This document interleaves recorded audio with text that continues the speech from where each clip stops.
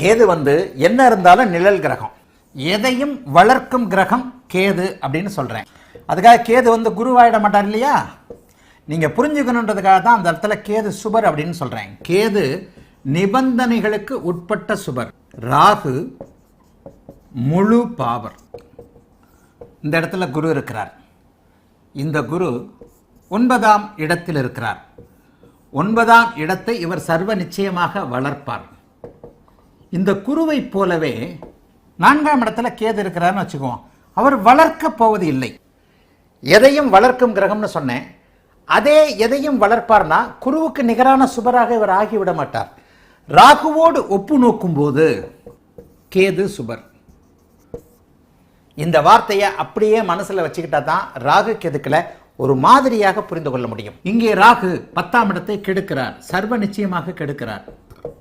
ஆனால் இங்கே கேது கெடுப்பது இல்லை. இந்த இடத்தில் கேது செவ்வாயோடு சேர்ந்து விட்டார்.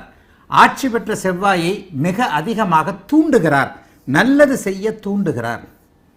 இப்ப பாருங்க, ராகுவோடு ஒப்பிடும்போது கேது சுபர், குருவோடு ஒப்பிடும்போது அவரை மகா சுபர் என்று சொல்ல முடியாது.